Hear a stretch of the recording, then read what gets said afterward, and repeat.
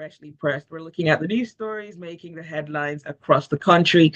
And it's interactive. Would love for you to be a part of the conversation as well. So please let us know your thoughts. The WhatsApp number is 0809 440 981. You can also tweet at Smooth981. And we're also streaming live on our YouTube channel. It's Smooth981. The analysts are in. It's Mr. C and AB Bozimo this morning. Good morning and welcome. Good morning, Mr. C. Good morning, Zibby, and the recently celebrating his birthday boy, Mr. And good morning to all of the wonderful listeners there in Lagos and around. Mr. C. I didn't know it was birthday. Happy birthday, Mr. C. Birthday is not this month. It's you, Omatseye. By the way, Omatseye, you owe some people a few gifts. I gave them out on your behalf on Friday. Okay. All right. Oh, good morning, Zibby. Good morning. Good morning, Lagos. All right, let's start off with our first headline. And this one comes from Daily Trust. Cholera, prioritize access to public water. Kappa tells governments. You know, cholera was first identified in the year 1817.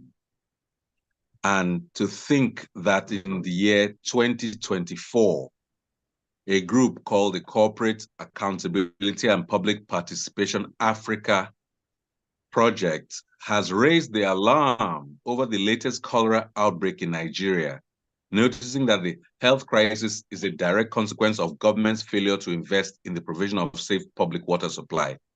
It's a real pity. Cholera has long stopped being, in any form or shape, something akin to rocket science. The causes are known, the cures are known, but we are having a terrible situation where in Lagos there's an epicenter of a breakout. And people have said that it seems to be a particularly virulent strain that is highly aggressive and contagious. I've mentioned before that for that contagious part, a lot of what we learned during COVID and earlier through Ebola about a bit of distancing and a lot of sanitation, hand washing would come in useful. Government has a responsibility to put the message out there. But very importantly, where is the potable water? The other day, we spoke about trillions of naira in loans that have been borrowed by successive federal and subnational, i.e. state governments. Where on earth has all that money gone, to the extent that till now, in 2024, parts of Nigeria's commercial capital lack potable water? That is just a statement or an evidence that fundamental needs of the people are being overtly neglected, because no one will tell me the solution, they say, is improve your sanitation, wash your hands under running water. And I ask once again, where is this running water? It's really not as common as it should be.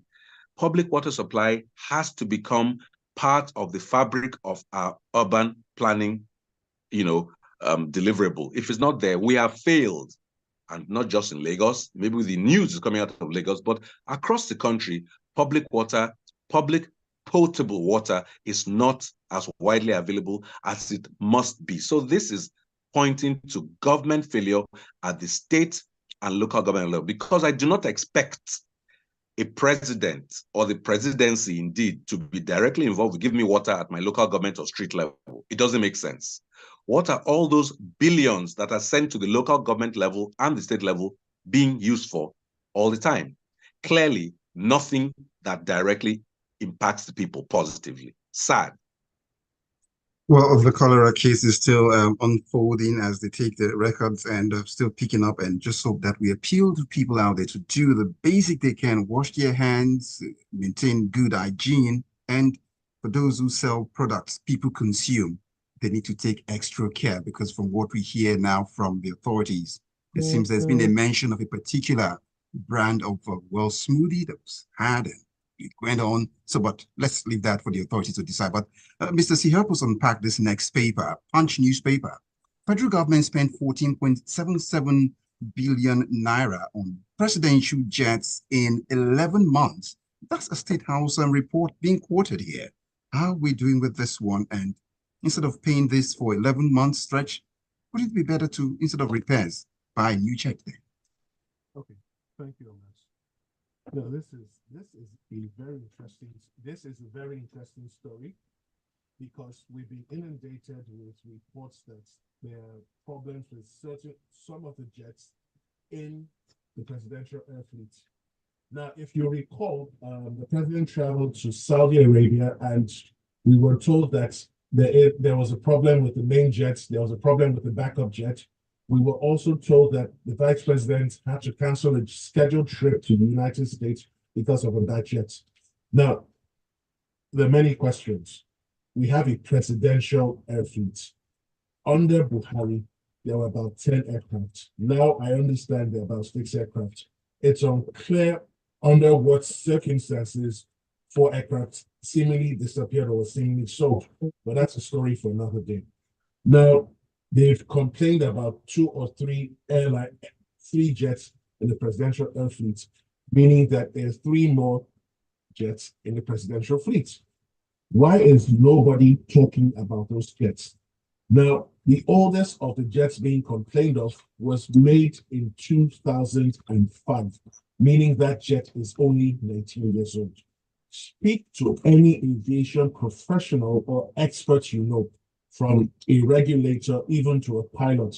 A plane that was made only in 2005 cannot be described as an old plane.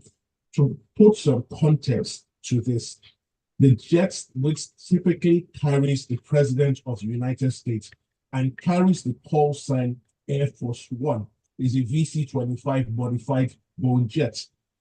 That jet was made in 1990. That is 34 years ago. Now, I guess the United States is in the process of phasing out that jet and bringing on new jets. But look at the age of that aircraft.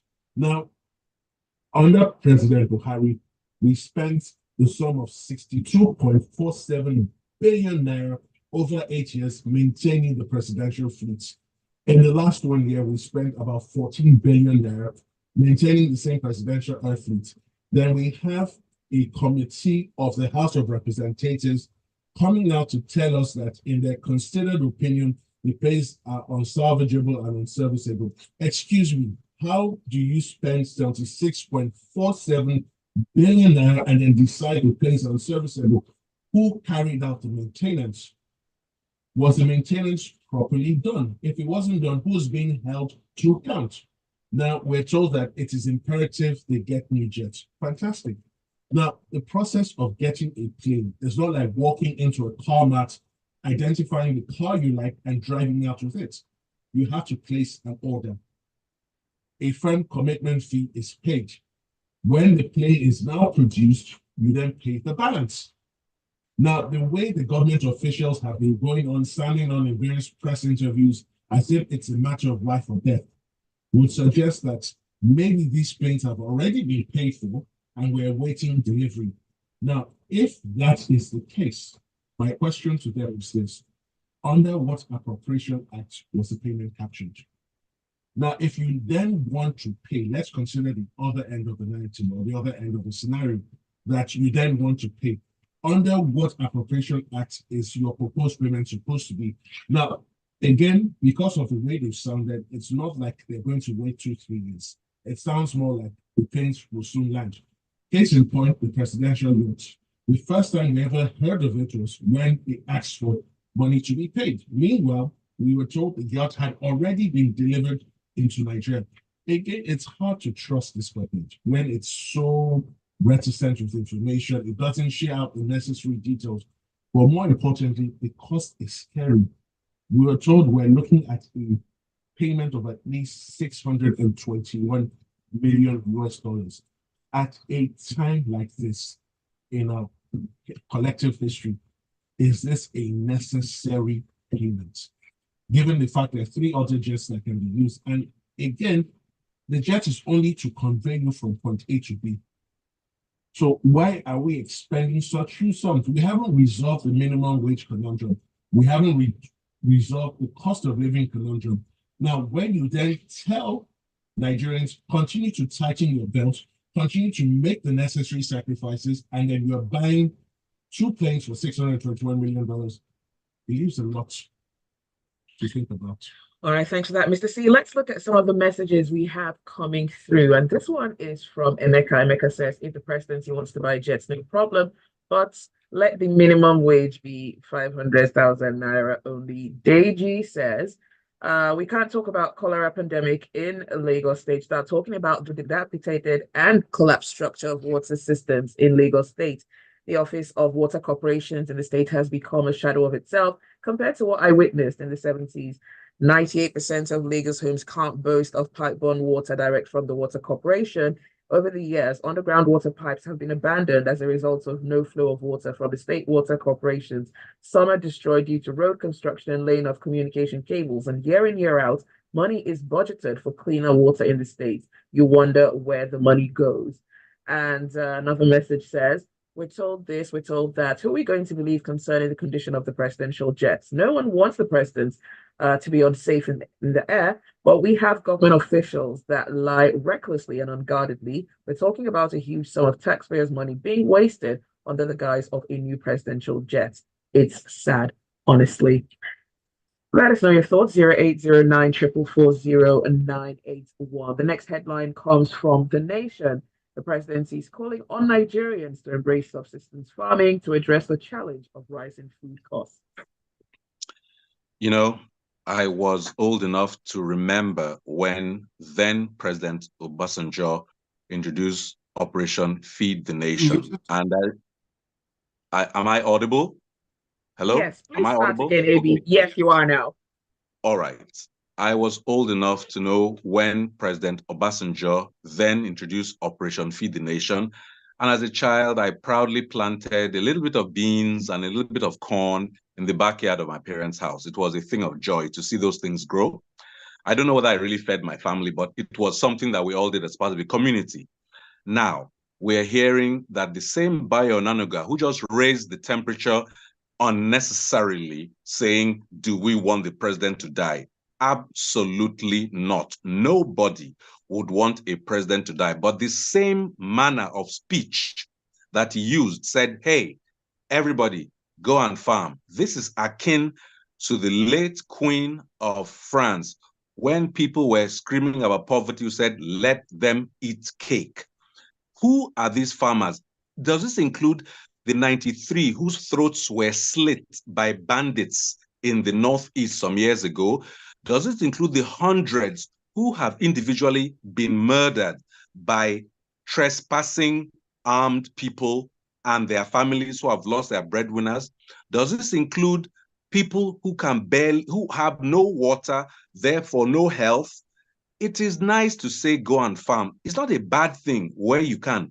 Where is the policy to even support that? Where are the feeder roads to go into the countryside and all that to feed? I think it's not a bad thing, but the way it was tossed out, it just looks like, hey, you people keep quiet, go and farm if you're hungry. That does not sound like a person who is actually in touch with the pulse of the nation. He said that, yes, he's noticed that the president, even himself, has acknowledged that things have not gone the way he wants them to go. And the people who were responding to him, because it was a meeting with some presidential media, they said they thanked him for the meeting and noted that members of the association were thoroughly screened to avoid admitting the wrong persons. Who are the wrong persons and how are these people defined? Is it people who simply will come and toady up to government officials that are considered to be the right people? Is it people who will not ask hard questions, probing questions, questions that will actually illuminate Nigeria's challenges that are considered the right people?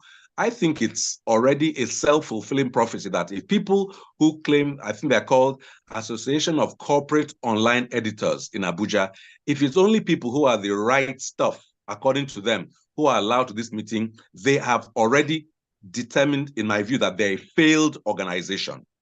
You don't screen journalists. You make sure that everybody with a probing mind and a journalistic bent has a chance to pose the questions. It is the government officials' role to answer the questions properly. And that does not include telling people, Obasanjo did Operation Feed the Nation. Everybody go and farm if you're hungry. I think Bayo Onanuga sounded extremely insensitive and out of touch with the nation's issues. Okay, so let me quickly jump in on this, and it's just a brief statement. During this charade of an interview, he did say that we will start to see the early signs of any recovery within the next 12 months. Now, that is extremely frightening, because if we're only going to start seeing the beginning of any recovery anytime within the next 12 months, Nigerians, you are in for one interesting ride. All right, let's return to the Daily Trust newspaper. Tinubu orders sanction of civil servants taking salaries after relocating abroad. You're outside, you're still eating it from the pot from those of us who are still inside. Mr. C, speak to this. Okay, thank you, Ernest. And this is one of the very rare occasions that I will actually agree with what the current president is saying. Now, it's extremely criminal to relocate to another country, retain your civil service or public service employment, continue to derive salaries and allowances, and we are not putting into work. And that is extremely criminal. And the perpetrators, now I hear where he says the perpetrators should be identified and punished. Excuse me, sir. If the person is in the United States or in Canada or in any other country, there's a limit to what you can do short of asking for the extradition of the person back to Nigeria. However, their collaborators can be identified and can be prosecuted. However, is there any real precedent for doing this? And case in point, this nonsense issue they call ghost workers. It is extreme. Why don't we have ghost workers in private institutions, in private companies? Because it's completely unacceptable. It will not happen. Because between the head of your units, the head of HR, and the head of accounts, they know who's showing up to work, they know who's not showing up to work, they know who's productive, who's not. But in government circles, this sort of thing will fly. Now, do they have attendance lists or attendance registers? Do they use biometrics? How is it that you do not know whether an individual or set of individuals have left the country for a period of time? That means they're being covered. And yes, they should investigate. However, I'm not holding up my breath that anyone will be prosecuted. This is Nigeria, the land where the absurd reigns. And do not be surprised. Next quarter or the final quarter of the year, we'll still be discussing this. Let's look at some of the messages coming through via WhatsApp. Well, let's speak of Dio's thoughts this morning. Dio says, pity a nation that is insecure. Displacement of citizens also has become a gangster paradise. Pity a nation ruled by low-grade minds, corrupt, above the law, deceptive, full of eye service and propagandists. Excuse lawmakers. Pity a nation where its economy is in disaster. Inflation, poverty, doesn't produce or export anything but export its brilliant minds to Jagba. Pity a nation where it is. Its INEC judiciary has become cash and carry, and its security operatives have become ceremonial and turned politician. A year of nightmare, sorrow, tears, and blood. It goes on, it's a shame that the worst of us will rule the best of us. Truly, there was a country. Dio from Fagba. And I find Ajayi Olunindua's thought this morning from Jerry Sherry saying, thank you so much. And it goes on, it's indeed a miracle that we are just talking about cholera outbreak. Now, given the many years of government neglect of basic health facilities of services, provision of potable water to citizens, and with the current outrageous rising cost of living, people are now scavenging for food anywhere. Ajayi Olundua's thoughts this morning. Emmanuel from Surulere comes up, he says, well, flowers on the doorstep for Mr. C to pick up this morning. And he goes, this government always amazes me with their insensitivity, will justify anything they benefit from without any form of empathy to the masses who voted them. Goes on talking about jokes and all that. And then Joseph Menye from Silver State, Echigbo says, well, the country's a funny one. How since when the presidential fleet. God bless Nigeria. Well, DG, thought is waiting. I'm still investing yam at the backyard of my rented apartment. I don't joke with the little space that I found available. It's what we have been taught over the years. But having said that, I think state governors, especially Southwest governors, are just lazy. What hindered them to embark on a massive mechanized farming with enormous massive land across the region, rather than waiting for foodstuffs from Kano, Katsina, Plateau, Benue, you might add there. By so doing, the people will be able to feed Adegboyega Adedeji's thought. And I'll bring in Chibuzo's thought now. I was shocked that, but not surprised when Bayo Onanuga was given a role. It was in the first fire front for stoking ethnic sentiments during the electoral period and sees Peter Obi in one corner. It's power, the cause for him to speak this way for his promise. He forgets he serves the people. His only interest is his principle and how supposedly looks. But Robs says, well, the president should travel safely. No contesting that, because we've seen this one before. Okay, what is the state of the 3 planes available? Are the 3 available not airborne?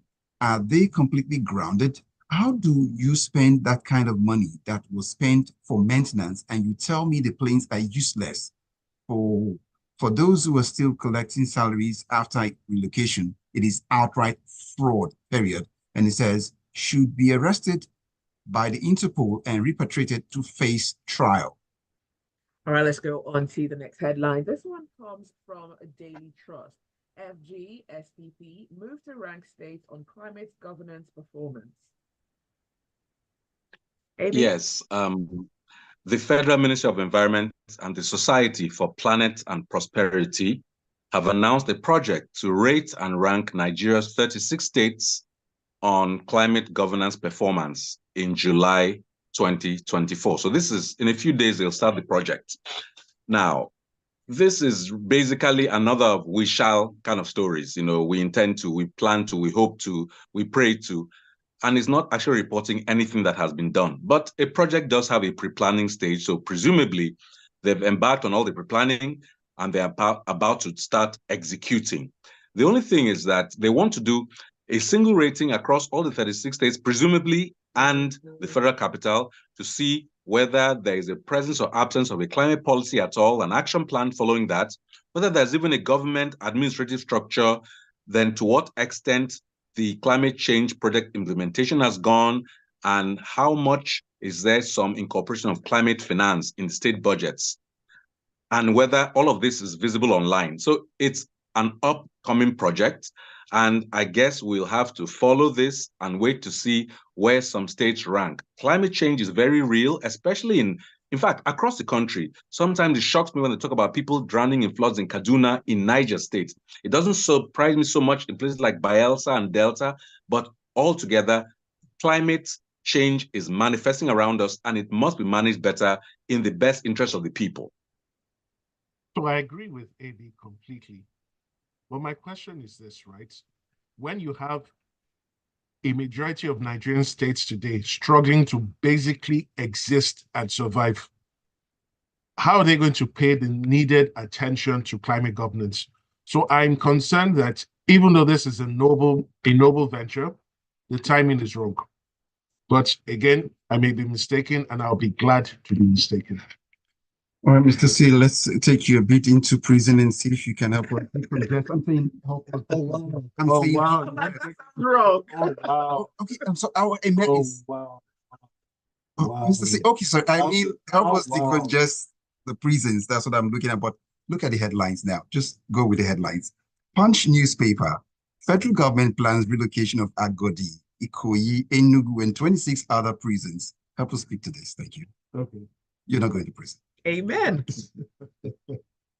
Okay, so speaking to the story, right? This is just like Amy said in the previous story. Another of this, it's coming, it's on the way, it's on the high sea, we're going to do it kind of story. Now, there are concerns about a majority of the prisons currently existing. No, they don't call them prisons anymore. Sorry, the correctional centers located in Nigeria. If you go to most Nigerian states where you find a correctional center, more often than not, they're in the heart of the city or the state, which is wrong. Now, we must remember when these correctional centers were built, there wasn't a lot of development around them. But since then, over the decades, development has swallowed them. So, for example, the Ikoyi prison, it's difficult to understand or to explain to a non-Nigerian why you have a correctional center bang in the middle of upscale Ikoyi. Now, thankfully, the Minister for Interior has said there are plans underway to relocate them. Now, we must recall, under the last administration, the previous minister, Mr. Aregoshola, did indicate that we have started building 3 super correctional centers. We haven't been given updates as to the current construction status.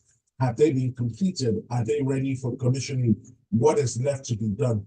Well, yes, it is important that we relocate these correctional centers because if there were to be an attempt to jailbreak from the prisoners or people outside to forcibly remove inmates in the correctional centers, it could cause a lot of panic and confusion within society.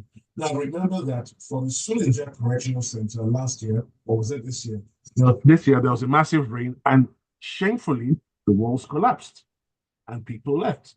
Some of them mercifully have been recaptured, but some have still not been recaptured.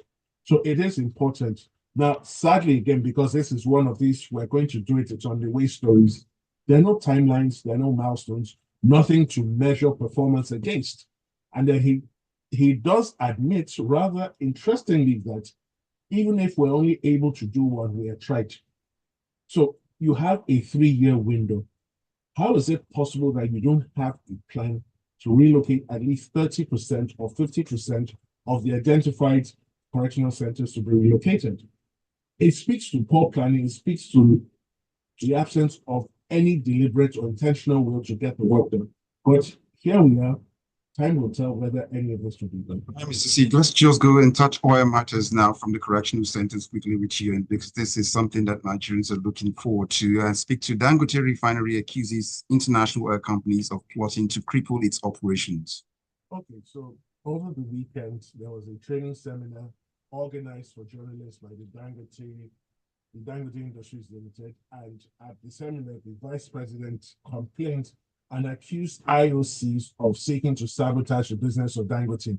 Now, rather interestingly, he didn't identify any. So IOCs is rather vague, is rather nebulous and ambiguous. If you know the specific ones seemingly sabotaging your business, identify them. Or better still, why don't you go to your regulator? There is a regulator for that space. Now, it's important to remind them the IOCs are not in existence to help your business grow. No, you're all competitors in the same space. Now, remember that they're set up to make profits, just the same way that you are. Now, he's asked for protection, that the government should protect them. What form of protection are you looking for? You have to be specific, no details. He then accuses the government of issuing licenses to importers who bring in low-grade diesel. Again, did you take this complaint or this observation to the regulator? Was it not acted upon? Now, it's very easy for you to say that the diesel they brought in was low quality. Are you the regulator? Are you the one tasked with determining the quality of diesel brought into the country? So I think they should face their business, revisit their business model, and maybe realize that in this current period, they may have to spend a bit more to make more. But this crying to the media for me is neither here nor there. If I were advising any of the IOCs, look, you are here to make a profit lawfully and legally. As long as you're doing that, cries from companies like the Dangote Industries are neither here nor there. All right, thank you, Mr. C. We'll look at some messages coming through. This is from Deji, and he says, I also planted beans and groundnuts growing up, embraced subsistence farming. I'm very disappointed with statements by government officials. What have they done to kickstart this new line of thought? Nigerians need accountability. Olumide says, to me, we Nigerians are the not so smart ones for the government throughout the country. Talking about the cholera outbreak, as far as I'm concerned, he says he wants to fill his tummy and still patronize roadside foods. Well, good for you then. This one is from Dio. Dio says, It's quite disgraceful and embarrassing that a so-called mega city doesn't have water pipes, no public toilet. You can see open defecation, and the environment is unclean. This is why we have this cholera outbreak and other waterborne diseases. In the past, growing up in the 80s and 90s, we had water in pipes. We drank water from it coming back from school, and the water corporation was working. Now it's boreholes. This is what you get when you have low-grade minds in government, people without vision and who lack capacity as well. All they know is taxing and turning people into beggars. And this is why we are in this nightmare. Don Kelvin says, over 6 billion spent buying a yacht. It's not, is that not so it's not safe enough for the president to travel? Until the Nigerian people are ready, the government will continue to take the people for granted. Gilbert says, on the call to embrace communal farming, this was the same call by Dr. Michael Okpara, Eastern Premier, in 1962, when he called on professionals, doctors, lawyers, and engineers to embrace community farming, stating it's the way to greatness of any nation. But as AB said, where are the driving policies to make this act work? And one last message from Tony. Tony says,